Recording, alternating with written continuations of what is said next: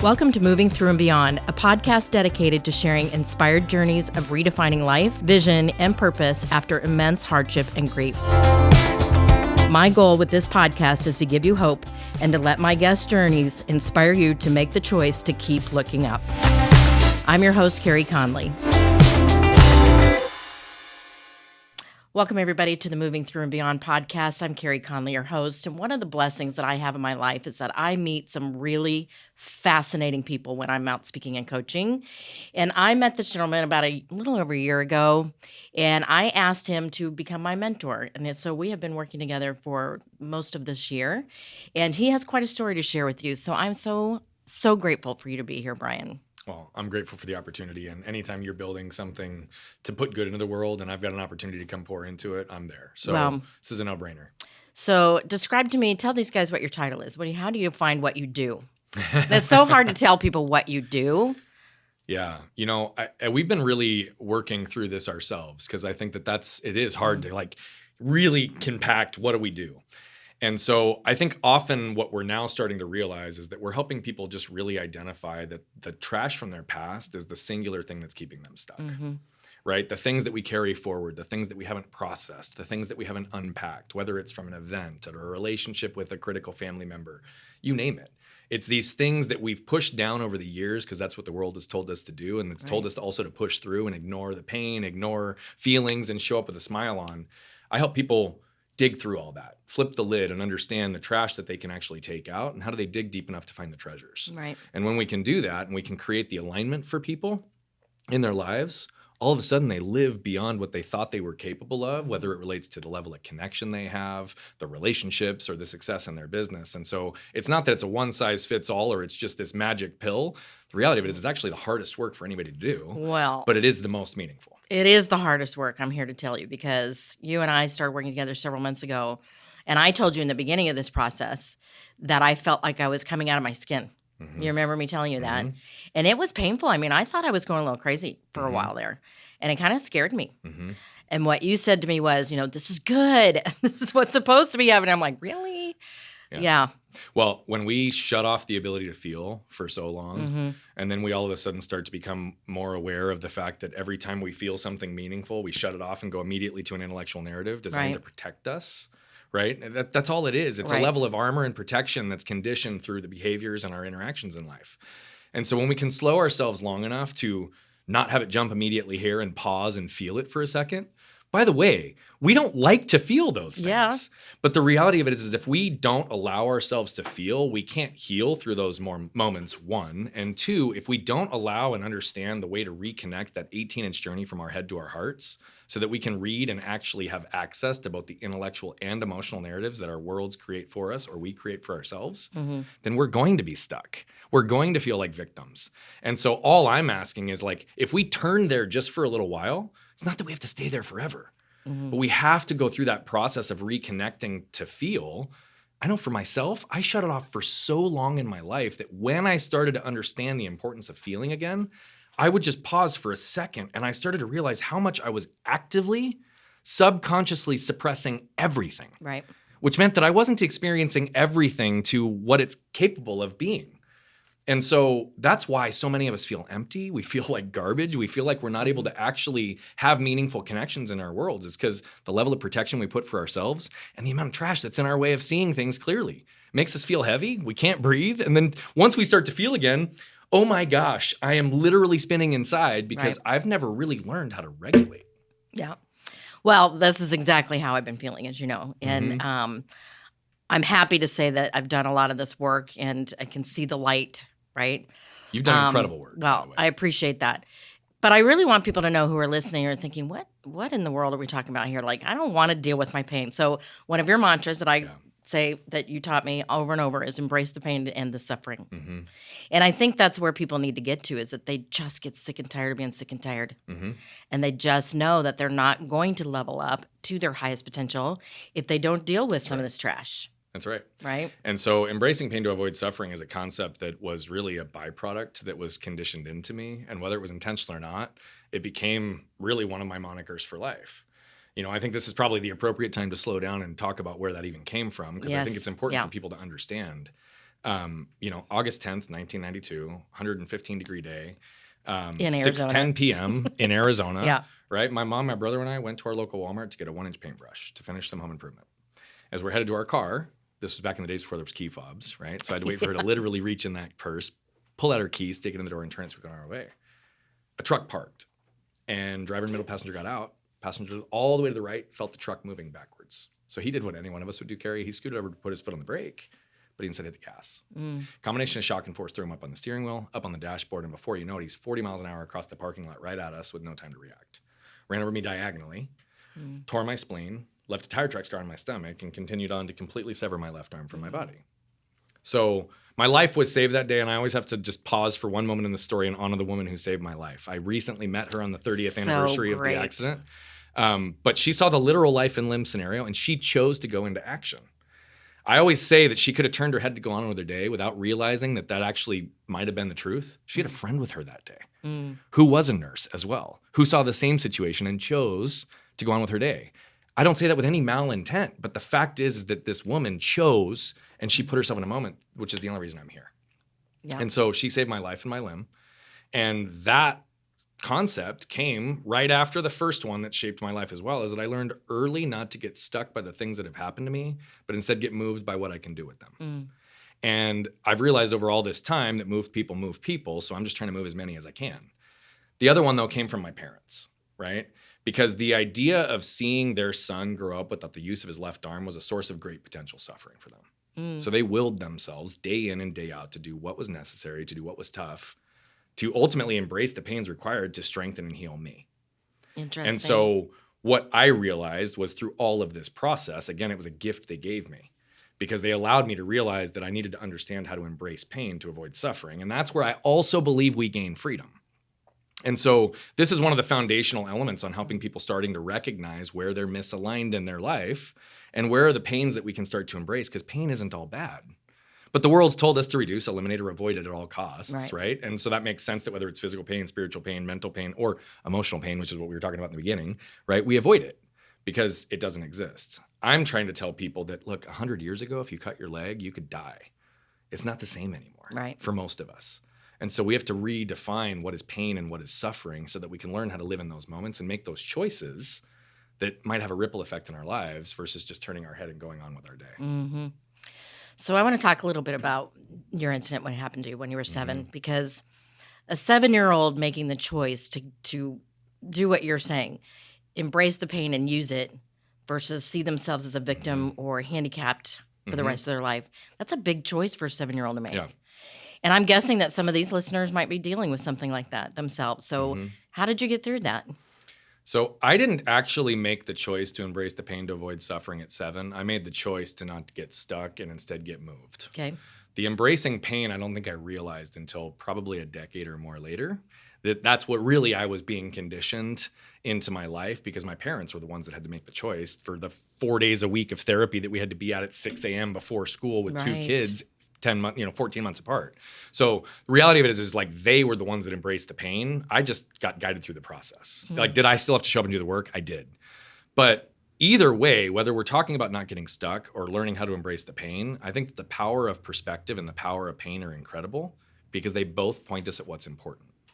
And so for me, both concepts did come relatively early. And at 7, I remember laying in the bed feeling sorry for myself and asking the question, why me? Why did this happen? Poor me, right? The victim mentality was right there. And oh, by the way, everybody in some case is probably going to experience that if something insane happens. Yeah. We've all been stuck. We're all going to be stuck again. It's just not okay to stay there. So for me, as I'm laying there experiencing this, we have all these families coming up to us in the ICU saying, we're so sorry for what happened to you. Oh my gosh, we cannot believe that your family had to go through this. It's so traumatic. What can we do to help? And then we'd find out that their kid's laying in the hospital bed next to me with a terminal illness, and they don't know if they're going to live another 30 days. Yeah. I didn't know if I'd have successfully reattached arm at that point, if I'd ever be able to regain function of it. But what I knew is that I had my life, and it was no longer in jeopardy. So that snapped me out real quick because that allowed me to recognize I still have a choice for how I'm going to live the rest of the life that I don't have to fight for anymore. Right. Now, my quality of life, the way I'm going to interact with life, the way I'm going to engage with the world physically, that's going to maybe look very different. And maybe I wasn't going to have an arm. But at that time, I knew I had my life. And so that was something that I don't know if I just experienced and absorbed it, if that was something that was somewhat communicated through my parents, like to be perfectly honest, but I remember the shift in the bed. And I remember the shift being like, okay, let's go. Right. Because I wasn't going to let it keep me stuck. Right.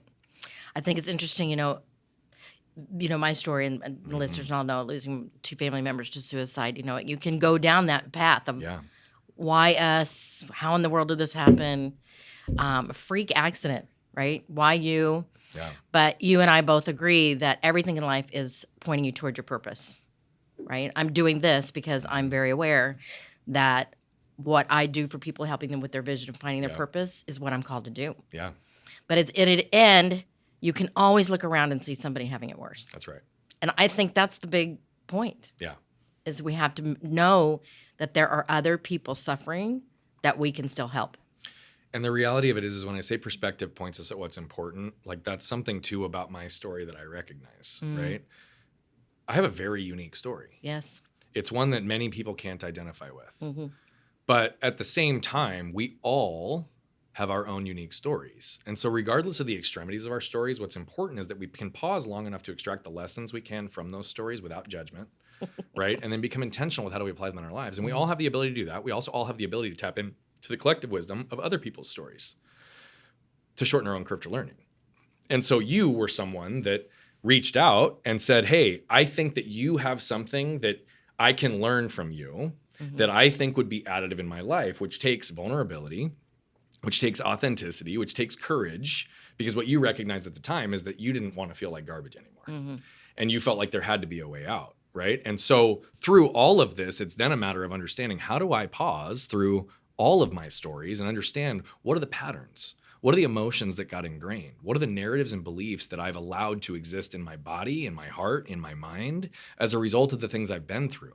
Because those are the things that are either pointing us closer towards our purpose or creating a fabricated world that we live in that actually takes us further away from it. Yeah. And that's what I created in my life, which is why I have the depth of understanding. I re-broke my arm when I was 20, Carey. I almost lost it again. I did not know that. I went 10 months with it hanging by my side. Went through 7 surgeons who were afraid to touch me, right? The reality of it is I used to believe that my arm getting torn off was my transformation story. It was what created me. It's the one, it is what created all the trash that I was carrying. A mere broken arm flipped the lid on my can and allowed me to look inside and see everything that was sitting there. Really, it caused me to be disconnected because the power of my narrative was Brian's strong, Brian's good, Brian's capable, he can do anything himself, right? The whole mental toughness narrative that existed.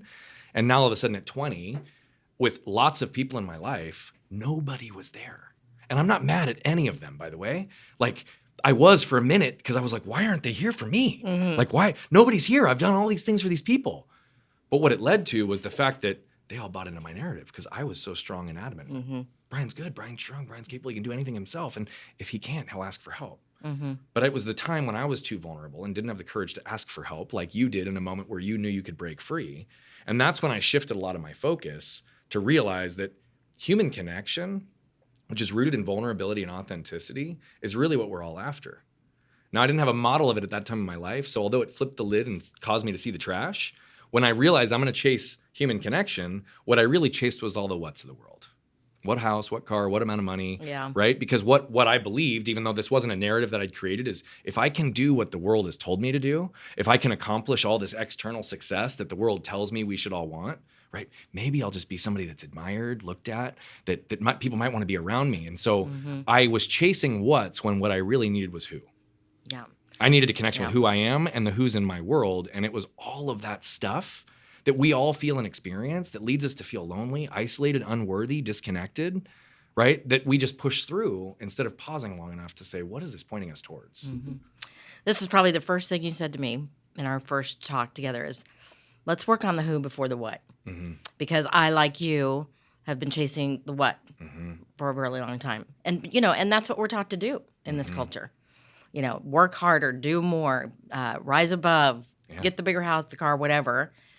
until you do go through something that makes you face yourself, and Mm-hmm. that's not easy. Mm-mm. And it's also a choice. But my choice was to dig in because my vision for my life involves serving on a much bigger scale. Yes. And it also involves being a much more whole, healthy person for my family, for my daughter's Correct. family, to be an example of that. Mm-hmm. But, there's so many people probably listening to this going, oh, no, we're not going there. Yeah. And I was one of those people. Yeah, we're not going there. So where does somebody start if they're feeling like, okay, this is resonating with me Yep. and I needed to hear this, but I don't know where to begin with this Yep. process?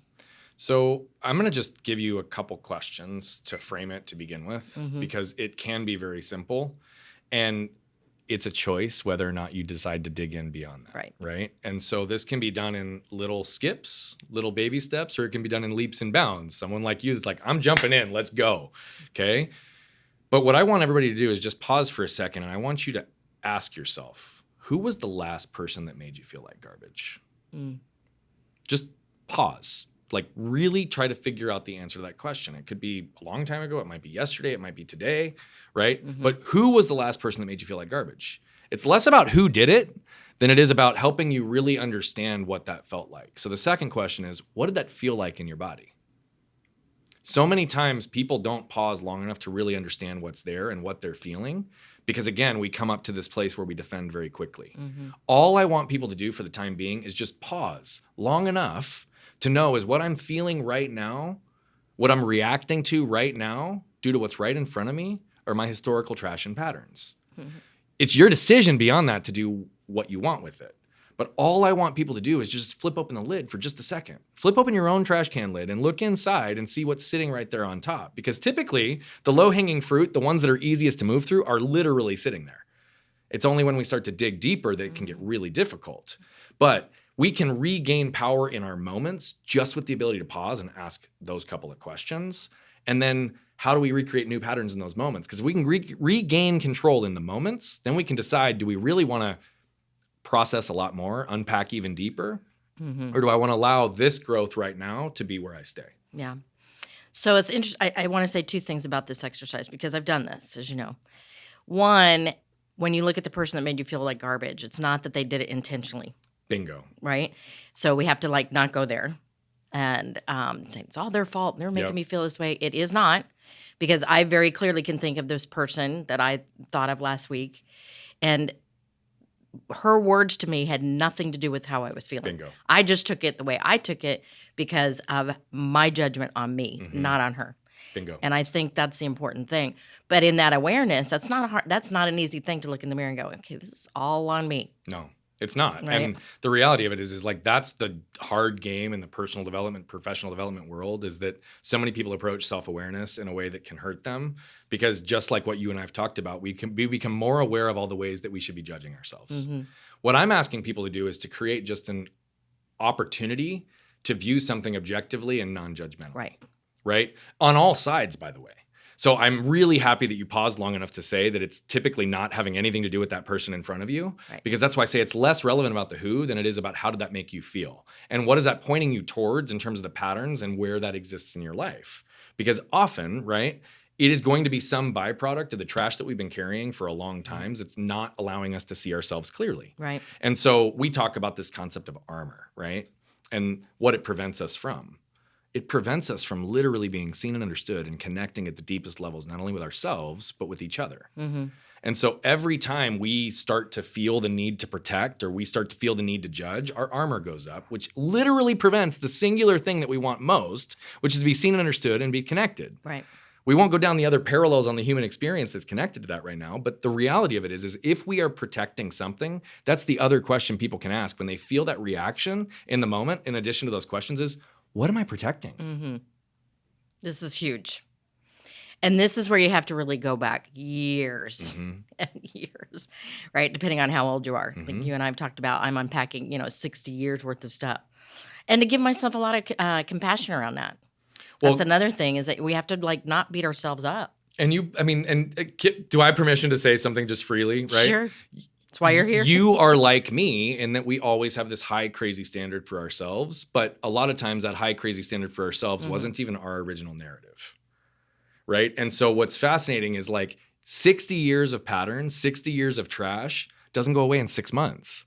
But there are times where you're like, Brian, when is this just gonna like all of a sudden like just everything is free and open and I never feel like garbage again? Mm-hmm. The reality of it is there is no final destination, only constant evolution of self. But what's beautiful is with grace, with compassion, with empathy for self, what you also start to recognize is you spend less and less time existing in that negative space. Mm-hmm. You spend less and less time feeling triggered by those moments that have nothing to do with what's right in front of you. You instead get the opportunity to regain control and influence because you see it for what it is. You understand what it's connected to and you understand what it's pointing you towards, whether it's truth or not. And so for me, it's always about just getting the level of understanding so that you can understand how to create that alignment in your life. Because now you're at a place now that you're like, oh man, when I feel like garbage in a certain place or with a certain person or in a certain pattern, it either means I'm guarded and protecting something or it's not in alignment for me right now. Mm. And either one sometimes is just allowing ourselves to give ourselves the permission to say, okay, I'm going to pay attention to what I'm feeling instead of just pushing down so I can push through. Yeah. So I want to bring this up because there are a lot of people who are feeling so bad about themselves, Brian, that it can take them down into very dark places, as you and I know. And I just want to address that right now. If any listeners are listening to that going, wow, I am really messed up. And I don't feel like I'm worthy of working through this. What would you say to that? The first answer that I want to say is it's very likely that whatever you're feeling, whatever is causing you to feel like garbage, isn't your fault. Mm-hmm. Many of these things are generationally inherited. Many of them are passed down. Many of them are patterned into us. Amen. And in many of our clients, what they don't realize is that the depth of where some of these things come from those early childhood development years that they don't even have an understanding of why these were created, but they put it into a situation or some experience that caused it. Mm-hmm. Everybody has this stuff. Everybody carries this stuff. And so you absolutely are worthy. You absolutely are capable. The question becomes, how quickly do you want to go through it? Mm-hmm. Right? Everybody's going to do it at a slightly different pace. And what I would argue is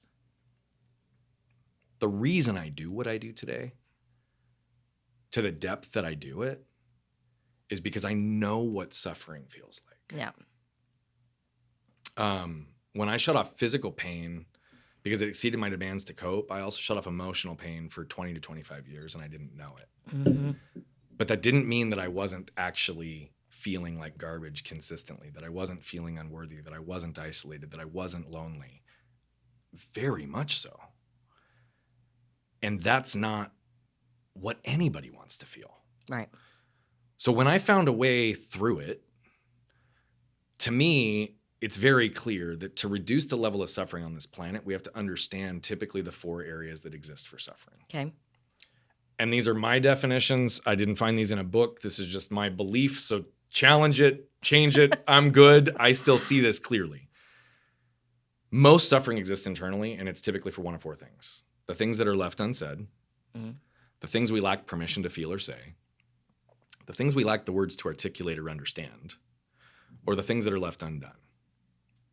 And so I believe so wholly that me living my truth gives others permission to live theirs because we example in these 2 areas. Mm-hmm. We give people permission to feel and say things that they may not have felt otherwise.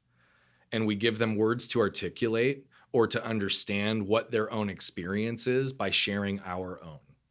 And so the power of story and collective wisdom that I talk about is typically just even a verbal process on telling your story. Yeah. I mean, I have a client that literally buried a story 35 years so deep that her husband didn't know about it, Mm-hmm.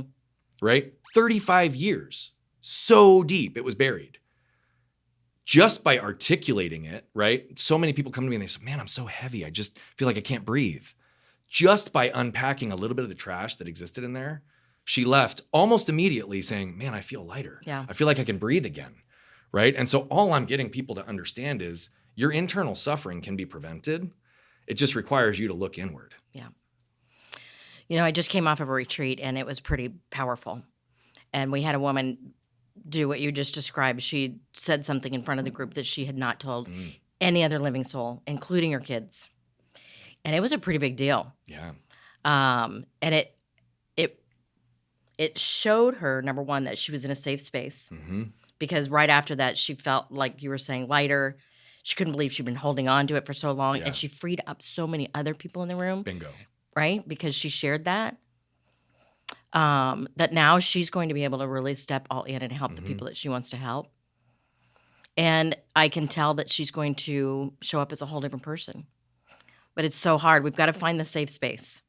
Well, that's Which is, I critical. think, And is those are the other two pieces of the human experience that I Mhm. skipped over, is that to feel the ability to be seen and understood and to feel connected, we have to feel safe and we have to Yeah. feel protected. Right? So anytime we don't feel safe and we tend to protect ourselves, that's what we prevent. But to your point exactly, we can create containers for people as leaders. Mhm. Leaders in our families, leaders in our communities, leaders in our business. Yep. Right? Where we can become the protectors and the connectors. Because if we can create that container for people to feel safe and protected, meaning they're not protecting themselves so that they can lower their armor, then they can be seen and understood, and then they can be connected. And that gives them permission to feel and say things that they wouldn't have otherwise. It gives them permission to articulate and understand things and do things that they may not have otherwise. And so that's our ability through the human experience. If we focus on connection, which is the root of it all, we can create so much freedom for people just in the spaces we create for them to feel safe, protected, seen, understood, and connected. And when that happens, people naturally share. One of the reasons that you felt so comfortable, and you said this to me in the beginning, you're like, Brian, I feel like you see me and understand me. Mm-hmm. Yeah. Because you felt that with nothing else, you were like, I already felt protected. I already feel a level of connection. And so it's much more likely that we're willing to share and open ourselves to be vulnerable and exposed, which the world has conditioned And us not we can't judged. be, and not judged, right? That's a big thing. Huge. And that's the thing I think a lot of people worry about the most, is if I tell you my shame, my story, you're going to judge me. And that was a huge piece of the relationship, is that, and I think we're kind of coming into a phase in this world right now where people are being much more willing to be vulnerable and share, because I think they're figuring out They are. that we're all going through stuff. Correct. And I think COVID was a really global neutralizer that allowed people to see that, and how quickly certain things, patterns, cultures, and constructs went back to the way things were as quickly as possible. Right. Didn't allow people the time to breathe in a way that they felt they needed to, with all the chaos that took place around them. Right. Right. And again, this isn't even a political conversation. It's just fact. It literally changed our world, whether we choose to accept that or not. And so that's real. I think more people are opening up to that. But I think, to the whole point on shame and judgment, look, we're born as our brightest, most authentic, burning light we'll ever be, right? And then what happens? Our parents, teachers, coaches, employers, right? We've talked about this at depth, right? Start saying you should do this. You shouldn't do that. You should be this. You should not be that. You should want this. You should not want that. You should make this amount of money. You shouldn't make that amount of money. Drive this car, right? All of it. And so we just start getting all these layers that funnel us further and further into the box of who the world has told us who to be, to feel safe and protected where we're not going to be judged. Because if we live that and chase all the whats, then we're going to be safe finally.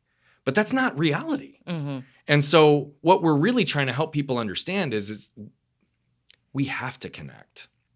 And when we understand that should is a shame-based word, that it implies that whoever you are, whatever you're doing, whatever you want isn't good enough, how are we supposed to escape the level of judgment when it's been literally ingrained and conditioned in most of us based on society and all the people around us since the time we were yay big? So it requires us to pause again long enough to start to recognize, do I feel badly about what I'm doing right now? Do I have a need to protect? Do I have a need to judge this? Yeah, guess what? I'm a man who's cried in my life. I don't cry often. I actually wish I did. But the point in saying that is we often don't identify with ourselves because we've been told since we were yay big that who we are isn't good enough. Right. So we start judging ourselves because it's the only way we think that we can actually be critical enough to protect ourselves, control ourselves, and be perfect enough for the world to see us. So I want to just land on that as we wrap this up, because I think there's so many people that are thinking, okay, I hear you.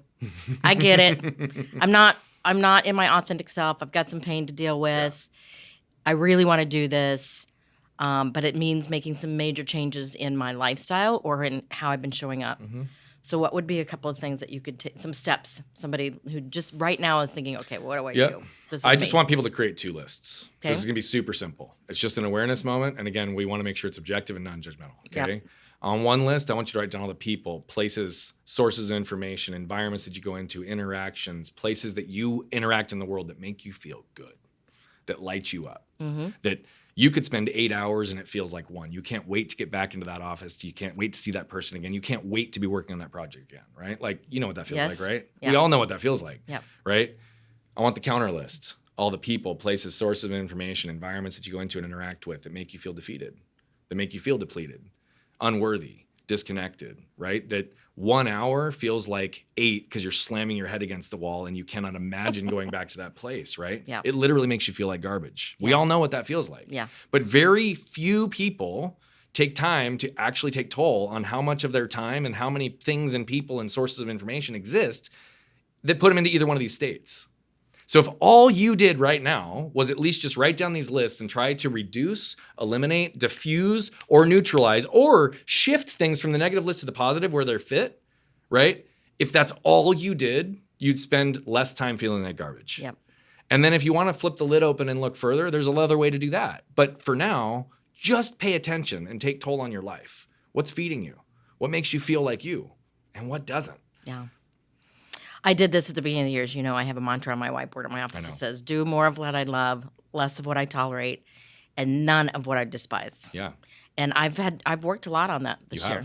Tons. And I can feel the energy more now when there is something that I know I should not be doing because I've become so aware of it. So this is a great exercise for people. Well, and you've applied it and you've seen the results real time. Yeah, I'm still a work in progress. By the way, we all are, right? I keep giving myself compassion, Brian. Right? Yeah. So, and you've been such an encourager for me in that, and I appreciate it so much. Well, you're a special human being who's creating a lot of impact for others. It's a no-brainer to be in your corner. Well, thank you. So how can people find you? BrianBogert.com. If you're on social media, you can find me at @BogertBrian. And there's a lot of stuff that's coming into the world here recently. What I would say is if you're interested in learning more in a really safe container, we have a rapid fire community coaching program that we give 45 days free to anybody to come be a part of. We do 3 Zoom sessions a month where we literally go through a topic and then we help people identify and take out their trash real time in a group capacity so we can tap into the collective wisdom. So cool. And so if you want to text 602-704-5189 and text rapid fire to that line, I'll make sure that you get the information to register. And 45 days for free. Like legitimately, you can probably get 4 to 5 sessions in because this is one of our ways that we can create impact in the world, whether we're getting compensated or not. Right. You're awesome. Well, thank you. You've been such a blessing in my life. Thanks for being here today. Thank you, my friend. Thanks for everybody listening to this Moving Through and Beyond podcast. I'm Carey Conley, your host. Remind you to keep looking up. If you found this episode inspiring or helpful, please share it with a friend or a family member. In order to be successful on this mission, I can't do it alone. Connect with me at www.careyconley.com and don't forget to sign up for my weekly Do It On Purpose newsletter. Let's build this life-giving vision movement together to end this epidemic, save lives, and create purpose.